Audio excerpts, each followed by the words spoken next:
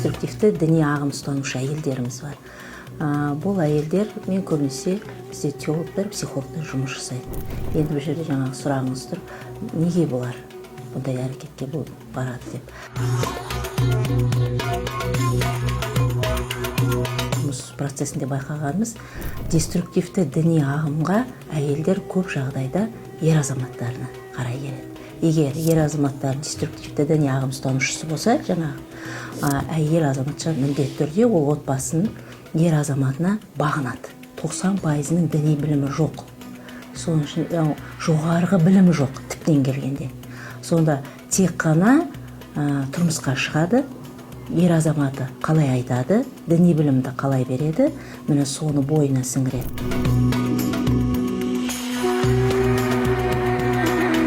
Әйелдер негізгі отбасының ұйытқысы ғой.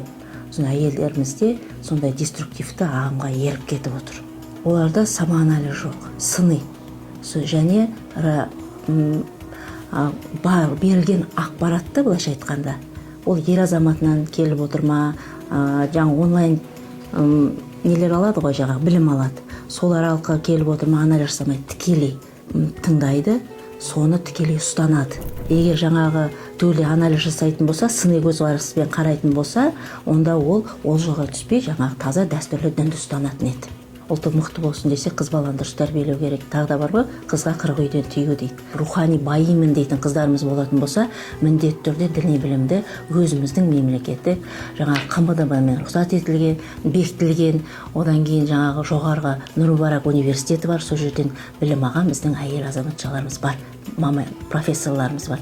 Міне солардан білім алып, өзінің діни білімін кеңейтіп барып, ер азамат таңдаған кезде сол бүкіл ішкі дүниесін түйсігінен өткізе отырып таңдаған дұрыс.